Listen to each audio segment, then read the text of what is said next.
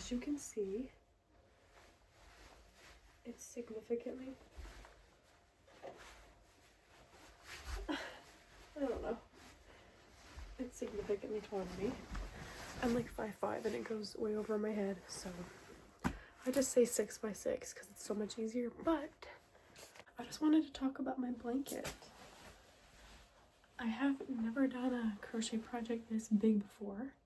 It took me maybe 2 months. I started it around May, like early May, and I've been just working on it whenever I watch TV, and I think it looks great. I never had an idea of what I wanted the colors to be because it started, I wanted to make pillow covers. I wanted to make pillows. I wanted to like put the poly filling into like 2 crochet book covers, pillow covers that I sewed together to make pillows. And so that's why this is all white in the very beginning, is just all white, because I wanted to make white pillows and then put like cow patches on them to match my bed. But I was just like, let me just use some of the yarn that I have, because I just have a bunch of random colors of yarn. This is the multicolored yarn, the white, and then the gray, the black. I'm just like, let me just make a blanket.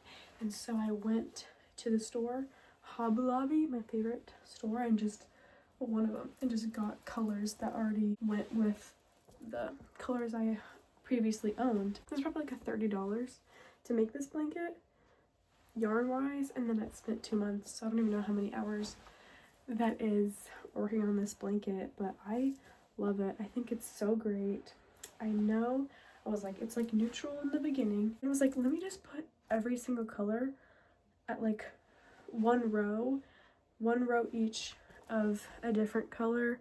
And so I have the 2 reds I got, was a lighter and darker red, obviously, and then a neutral, and then a orange, and then another neutral, and then just more colors. And then once I did 1 row each, or a couple rows, whatever the heck, but there's 3 of white, there's 3 of gray, red. I didn't have enough to make 3 for the yellow, but then orange, and then this darker color, and then the multicolored yarn has 3. And then I just used up the rest of the yarn that I have. It was so fun, actually. I don't even want to know. Well, I would love to know how many stitches this is, because it's 3 double crochet clusters and then 1 chain for a granny square blanket. This was like the best way to make a blanket, obviously. I don't think I'd have the patience for like back and forth. I don't know, I just don't feel like I would like that. I really liked the continuation of the square over and over and over again. And I really like the colors. I think everyone in my family likes it. I just like to show it off. I think I'm gonna put it on my bed. I'm going to try it, see what it looks like if I put that as a comforter. So ready?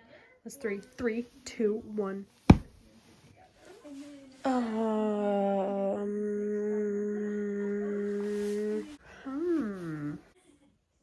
don't know. I'm gonna have it, like, sleep with it for a couple nights to see if I like it better. But should I add, like, something in the middle? Like, sew some appliques in the middle of this? Like a horse? Or a star? Okay, I was also forgetting to put my dog there, so now I have that, because that's always there. That's non-negotiable. I've had this for over 14 years. It looks better. It looks more...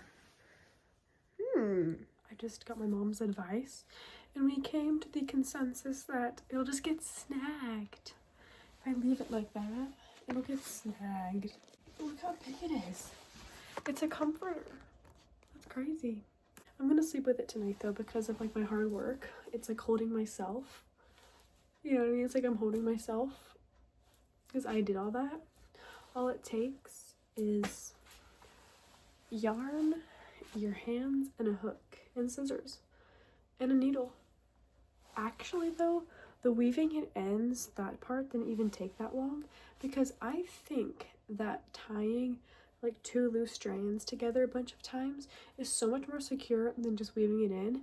And so I'll just like tie 2 strands together, like 2 loose ends, 3 times, and then cut it. and it's not going anywhere. Even though it's like it has like a bulb, like a little bulb, it's not significant in your artwork. And this is a work of art. I made blankets. I honestly think this was one of my favorite things I've ever made because it was just so easy, and if you get bored of it, you just put it away and then come back to it. You know what I mean? There's no like rush. I think blankets are a really fun thing to make because you can mess around with like the stitching or the colors, and just imagine giving someone a gift as a blanket handmade. It would be amazing, and it's actually relatively cheap and easy compared to, you know, whatever the heck else gifts you want to buy, you know what I mean? So it's worth it in the long run. So I'm gonna put this comforter back on, but I want to sleep with this tonight to bask in the glory. I think there's something so wonderful about making handmade projects like this, because there's like the people around you in your family, they're either gonna be like, that is so cool, or be like, cool. Because people don't understand how much work and just how much dedication it takes to put into a huge project in any type of art form or any type of like construction. Just making something with your own hands is what we're built to do. We're designed to do things with our hands, to move, to create. Like, our minds are meant to be stimulated in that way. And the fact that not many people like kind of do that nowadays as like hobbies, or you know, they rely on other people to do things for them in every scenario, you know, because of convenience and ease. But I recommend everybody picks up a hobby that they will find and enjoy, because like even watching TV, it feels so much more enjoyable to be doing something while watching TV, so you never feel guilty for watching TV, you know what I mean? Like, I love trashy reality television, and when I'm just crocheting, I'm like, what other thing would I want to be doing in this world right now? You know what I mean? And so if you like hand make things, or if you are passionate about your projects, good job. Good job. You don't need anyone's approval except your own, because you're doing it and no one's going to enjoy it as much as you probably will. And I hope so. Love your own projects. So yeah, but that's a really fun thing I love about crocheting, is that once I started, I'll say 3 years ago now, I started knitting and crocheting. I really just loved handing it out to people. My siblings have a lot of amigurumi. I first started doing, and my friends and like my ex-friends and exes like have the things that I've made. And that's interesting because you kind of leave your mark everywhere once you start crocheting or knitting or just any hobby. You leave your mark and who you are in your projects to people, and that is just super fun. So like, I'm looking around me and I have crochet things everywhere and things I made everywhere. I have an egg, I have a butterfly right here, I have a little applique, I have a crochet bunny, and my crochet hearts that I did, and my heart, it's just, it'll consume your life. And my wind spinner, like, it consumes your life, and you just put your love into these little things, and now some large projects, you know what I mean? And it's so simple, and it looks like you did so much, and you did, but you can impress people.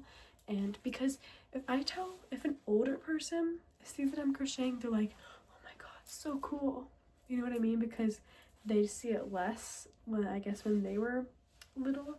And so it's, start crocheting, because it's actually really easy once you start crocheting. Because the only difficult thing, in my opinion, about crocheting is learning how to hold the hook, because it's so awkward because you've never done that movement and you don't have that muscle memory with your hands to hold yarn and a hook like that.